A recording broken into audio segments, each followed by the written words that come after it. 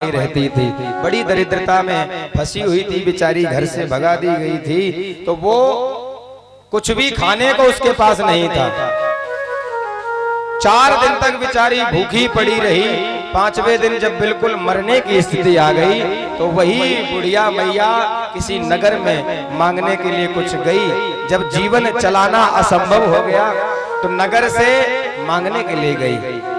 अब मांगने में उसे एक घर से थोड़े से चने मिले और वो चने जो सूखे चने होते हैं खाने वाले, वो चने लेकर के आई और ला करके अब कुटिया में बैठी है। उन चनों को लेके बैठी, सोच रही है कि भूख तो बहुत तेज है, मैं पिछले 4-5 दिन से भूखी हूँ, पर अगर आज इन चनों को खा लूंगी तो सवेरे फिर खाने के लिए कोई व्यवस्था नहीं है। तो उस मैया ने क्या किया, वो चने रख दिए। बोला कि सवेरे आज की रात्रि तो और काट लें, जैसे 4 दिन काटे हैं, और सुबह इनको खाऊंगी।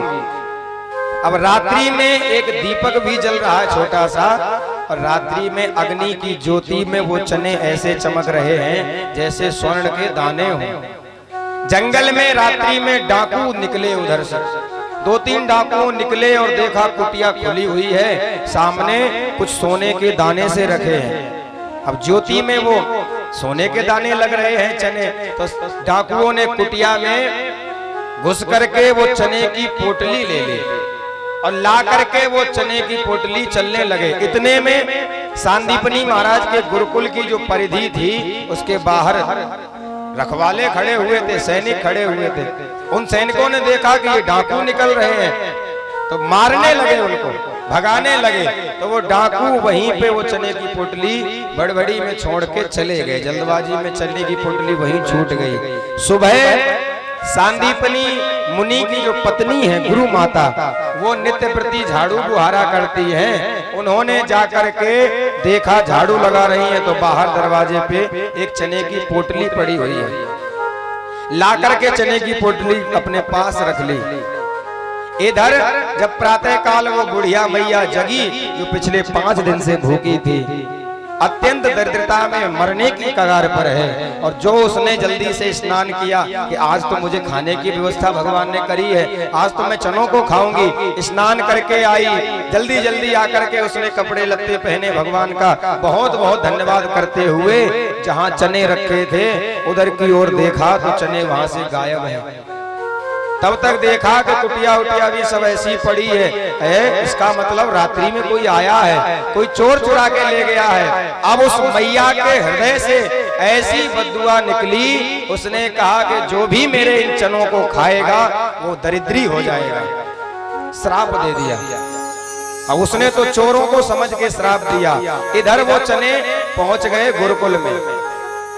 गुरुकुल में कन्हैया को और सुदामा जी को दंड मिला कि तुम जाओ जंगल में लकड़ी काट के लाओ, आज पाठ नहीं सुना पाए। तो कन्हैया गुरु माता के पास गए। गुरु माता ने कहा जंगल में बेटा तुम्हें भूख लगेगी, ये चने ले जाओ। अब किसी को पता नहीं अभी तक कि ये चने कहां से आए। चने लेकर के कन्हैया, सुदामा जी चने लेकर के कन्हैया के साथ में चले गए जंगल में। अब कन्हैया तो लकड़ी तोड़ रहे हैं छोटी छोटी पेड़ पे चढ़ के, इधर नीचे सुदामा जी उन चनों को लिए खड़े हैं। और सुदामा जी थे ब्रह्म ज्ञानी। ध्यान दीजिएगा, ये पुराणांतर प्रसंग है। सुदामा जी ब्रह्म ज्ञानी है। सुदामा जी ने चने की पोटली खोली और खोल के जैसे ही चनों को देखा तो सुदामा जी की दिव्य दृष्टि से सुदामा जी को पता चल गया, अरे ये चने कहां से आए हैं, इन चनों में तो दरिद्रता का श्राप लगा हुआ है।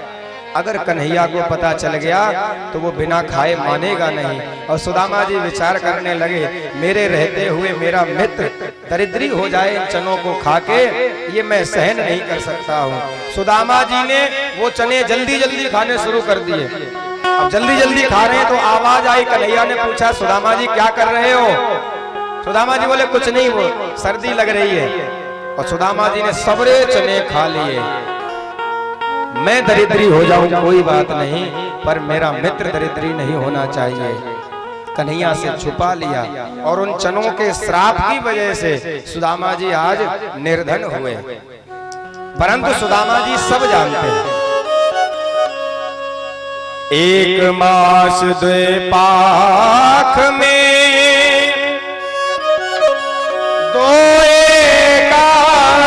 एकादशी हो, सो प्रभु दीन दयाल ने नित प्रतिदीनी मो। सुशीला कहती सुदामा जी से, आज दर्शन कर आओ, कम से कम मित्र से मिल तो लोगे। सुदामा बोले कि हाँ, मिलना तो मैं भी चाहता हूँ, क्योंकि गुरुकुल से ही छूटा हुआ है हमारा मित्र, तब से मिला नहीं है। सुदामा जी बोले, सुदामा चलने लगे तो सोचने लगे, मित्र के यहाँ, गुरु के यहाँ, पिता के यहाँ, भगवान के यहाँ कभी खाली हाथ नहीं जाना चाहिए। सुशीला, क्या कुछ है हमारे पास ले जाने के लिए? सुशीला ने पूरा घर छान मारा, कुछ भी नहीं मिला।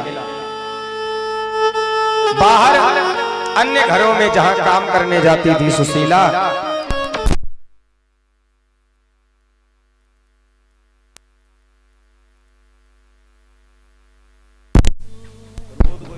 बोले भक्त वत्सल,